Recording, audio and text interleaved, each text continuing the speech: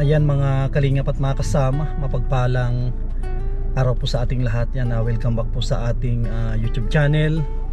Yan, araw ng Miyerkules, may mahalaga po tayong misyon dito sa parting Kapalonga. May nilapit sa atin yung mga scouter natin. Isa itong senior na wala nang kasama sa buhay. Yan, pupuntahan natin, baka pwede natin na isali si nanay sa ating mga tinutulungan. Yan, at maraming salamat sa mga sponsor natin, mga nagtitiwala sa ating programa. Yan, tara po, samahan ninyo ako, bibisitahin natin yung senior na nilapit sa atin ng mga scouter natin dito. Tara po.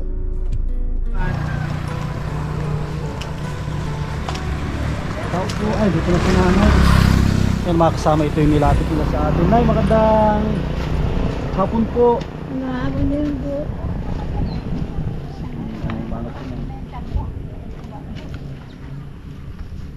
Parang hirap si nanay na Hirap. Parang tukod na ayos. Sa tukod po. Ano yung pangalan mo, tabi, Nay? Maricel. Si Maricel Archivido. Maricel Toledo Artuido. Ilang taon na po si nanay? 57. 57. Ito po yung bahay mo? Oo. Sino yung kasama mo dito, Nay, sa bahay Wala mo? ho. Magabi lang. Wala ako kasama. Magabi sa may kasama. Nasa isa ko. May mga- Ngayon wala. Wala kang mga anak, Nay? Mayroon naman. Malalayo na. Malalayo. Saan ang, May pamilya na. saan ang bahay nila, Nay? Malayo pa. Alayaw. Palayaw. Okay lang, Nay, na isali kita sa vlog ko. Mapapanood ng mga kababayan natin ito, okay lang. Baka magalit sila, hindi sila magagalit. Wala naman magagalit. May alaga ka palang pusa na, ang ganda nito. Ay, kawawa naman, may sugat. Nanyaya. Hindi sila magagalit, Nay, pag sasali kita. Yes. Tulungan nila ako. Ibig sabihin, hindi sila nakakasuporta ng tuloy-tuloy kasi may mga pamilya na. Tapos wala silang magandang kita. Ako makakapal na diet eh. Wala ka nang dumaan na ako sa layo pa. Ay ngayon wala. May mga ang dami na anak. Parang kung ka, Nay, parang na-stroke ka. Stroke po ako. Pangalawang stroke. Kaya bulol-bulol. Stroke ko hindi ako ganito. Ngayon bulol-bulolin na. Sa pangalawang stroke na doon ka na medyo na ano na yung naapektuhan yung pagsasalita. Mahirap akong malunok. Kaya minsan makain ako sa tinakanin. Biskuit. Nagmi-maintenance ka? Oo. Ano, na-regular yung inom mo ng gamot? Bugura. Nakakabili ka na gamot? Nabibili ang gamot. Sa pagkain, Nay, may mga ano na rin, may mga bawal. Ang dami kong bawal. Bawal ang gabi. Bawal ang kape. Bawal. Bawal ang manok. Bawal baboy. Ano yung kinakain mo, Nay? Isda. Sabi na nga ako ng isda. Isda, tapos Gulay-gulay kung may mga gulay. okay lang yung isda, Nay. Hmm. Kasi yan naman yung sinabi ata ng doktor na isda yung kainin mo tapos gulay. Kaysa yung kakain ka na ng karne, bawal sa'yo. Bawal talaga. Kasi delikado din na yung nakadalawang stroke na. Mahirap ba matatluhan? Oo, kasi sabi nila pag tatlo daw, medyo delikado na daw yung mga tatluhan. Delikado ang halo eh. Kasi hindi na ako galit. Kimaw na kimaw. Nakakapagdakan ba ngayon? Nakakababa ako siya ngayon. Wala na. Ang gamit mo na ito, itong tungkod na ito. Na. Paano pag wala kang tungkod na hindi ka makapaglakad ng isa? Makakalat. Kikimbang. Parang bata. Parang hinihila mo na rin yung paa mo. Gusto ko hawa. Malala ang tungkod ko. Mapalitan ito. Oo. Mabigat eh. Kasi itong tungkod ni nanay ay ano siya, kahoy. Anong klaseng kahoy ito, Nay? Yung mabigat, yung matibay. Baka kung ito, tawag dito yung kamagong, hindi naman. Hindi lang. Pero matibay na klase ito. Pwede nga ibalwa sa tao eh. Gusto mo na yun na magkaroon ng tungkod? Oo. Hahanapan kita sa Japan Surplus, maraming tungkod. Yung may hawakan, Nay, na tungkod. Sige, Nay, sa pagbalik ko, bibilihan kita ng maganda-gandang tungkod dito. Mas maganda dito sa tungkod na ito. Hihiraman mo ako yung magtungkol ang taas ba? Oo, mataas masyado. May mga tungkod na pwedeng i-adjust. Ilan pala yung anak mo na lahat? Apat. 4, ilan ang babae doon? Tatlo. Puro may asawa na lahat yun? Asawa na lahat. Yung lalaki ko, binatang taong, ewan ko kung nasa na palo. Binata? May asawa na lahat, iniwan ang asawa. Yun lang. Si mister mo na eh. Yung parang asawa ko, lang nagtatrabaho ko, minsan wala. May asawa ka pa? May asawa ko, Nauwi dito sa iyo? nauwi. Ngayon, wala ko parang iba yun. Gawin sa Narabi, istiin, wala ako kasama. Ilang taon na yun? Yung si 51. 51? Parang mas bata. Mas bagay sa akin. Yun yung tatay ng mga anak po ninyo? Hindi ho. Pangalawang asawa na yun. Yung una mong asawa na, asaan na? Ako, ibang babae. Nalunod Lahat nakatatlo. nalunod sa sabaw. Nalulod, nakabilang bahay ba? Sumakabilang bahay. Sa madaling sabi na nalunod sa sabaw ng tilapia. Oo. Masarap siguro Ay, ito. nakakita ako yan. Kung ako nakikita niya, nakakita niya ako. Siguro masarap yung tilapia doon sa kabila na eh. Ay, yan ako. Nalulipap. Nilolipap. Kasi hindi ko nagawa. Hindi naman ako baboy. Baka nilolipap daw sabi ni nanay. Kaya naglipat ng bahay. Ay, lipat ang bahay. Wala akong magawa. Kaya nga, bahay ko, tulo-tulo pag minsan. Kaya sabi ko nga, sabi ko sa magtrabaho ka sa paano para mapaayos natin ito. Kaya sabi tutulong dito.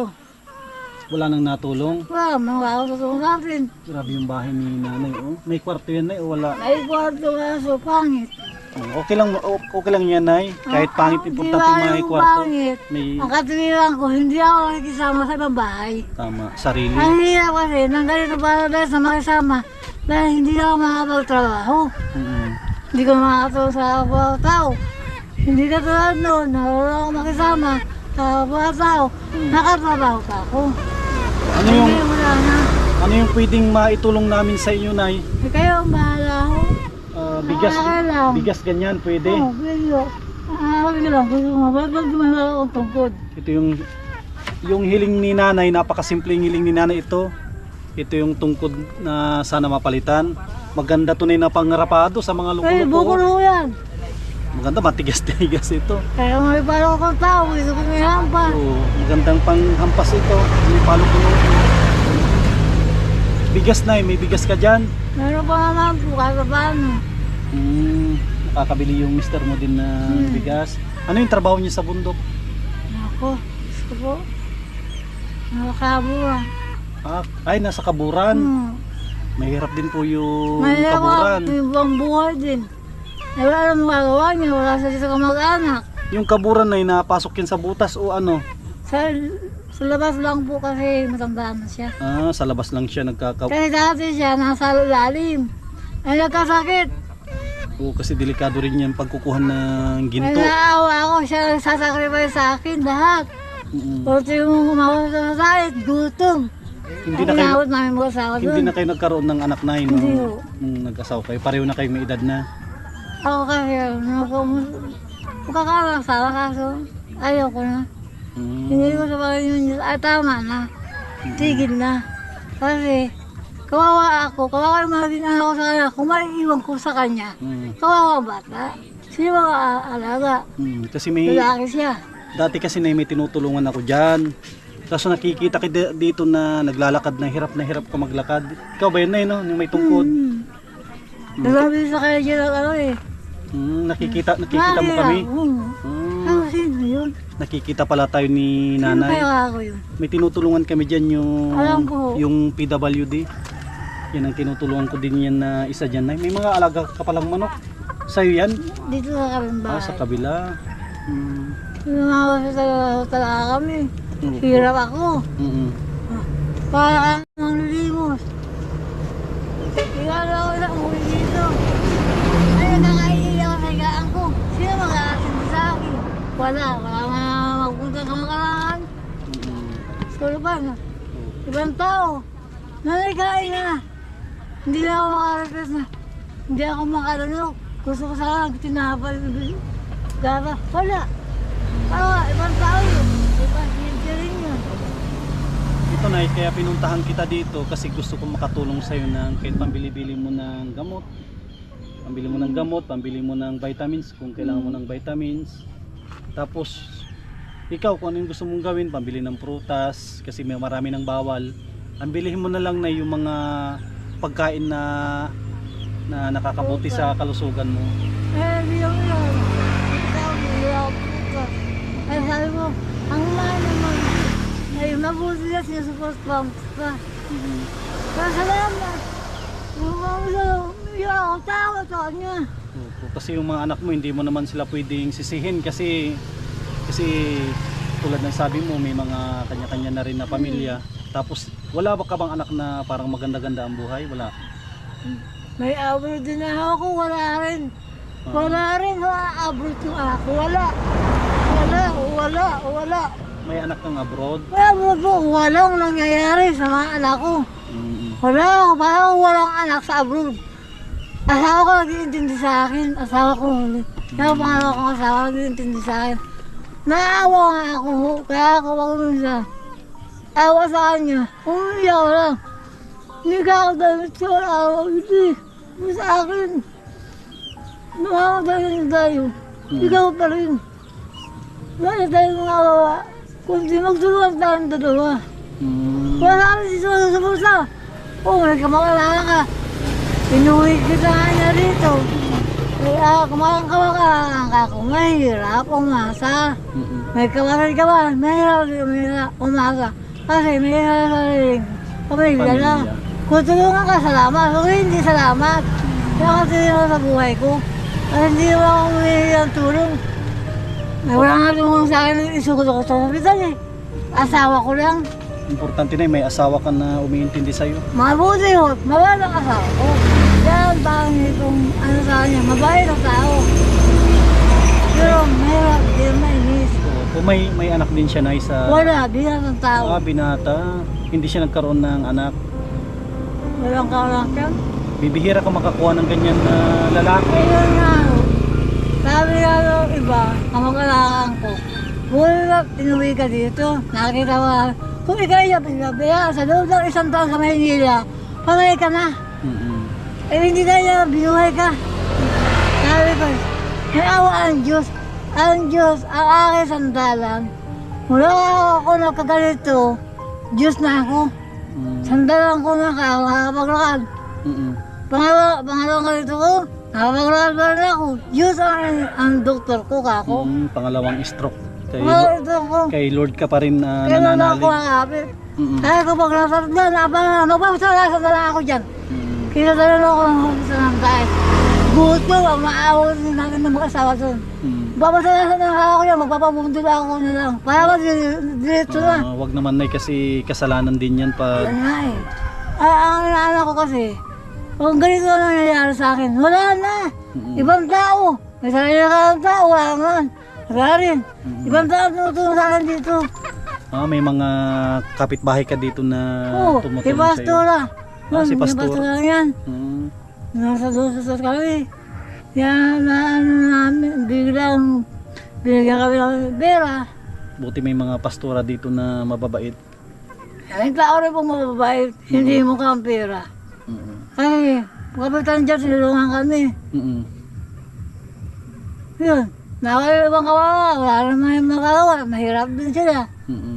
Ay, pinalabas ako ng hospital, kumakakumpisa kasi doon na lang ako mapakalimita sa bahay. Kaysa sa hospital, mahirap daw, gutom. Saka ako kasi, nung ako yung mga hospital, in-exhale ako, may pumutok daw sa akin, umira ako.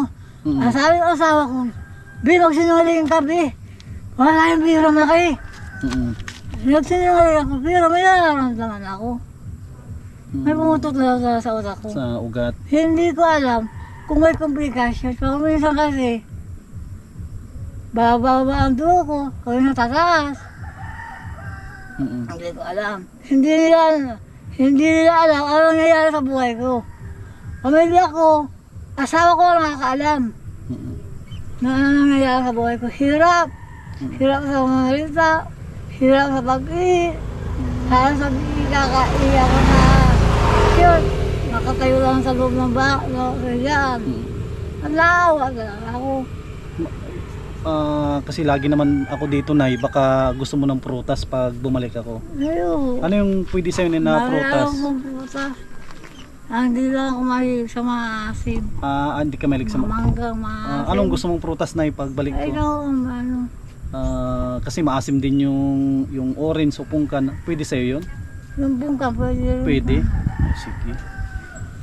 Para pagbalik ko na makadala ako sa'yo. Tapos ito, bago ako umalis na, ay maiwan ako sa'yo ng pang budget mo habang si mister mo ay nasa Salamat po. kaburan. Bibigyan ako sa'yo ng kaunting tulong lang.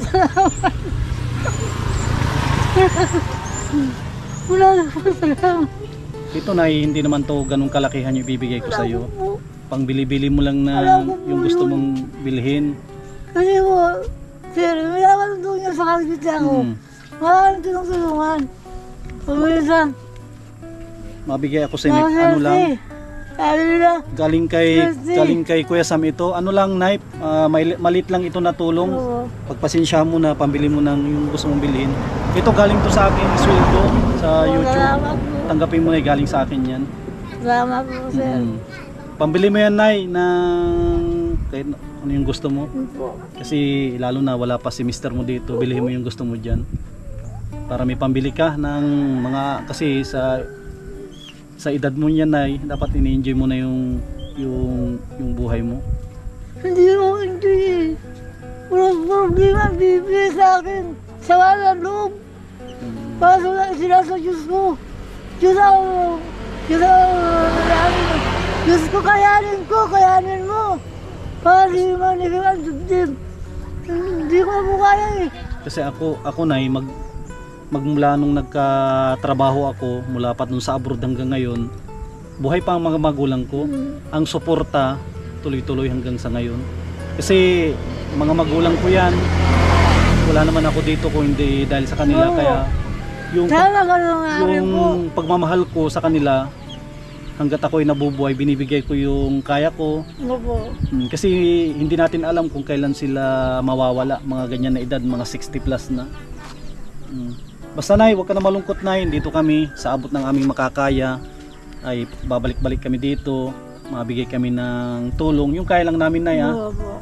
yung kaya lang namin na maibigay sa'yo kasi yung sweldo naman namin ang gagaling dyan sa pagbablog namin. Oo, alam ko po. Tapos yung pagbablog natin, wala tayong ibang tao na parang sinisisi kung ano yung kalagayan nyo ngayon.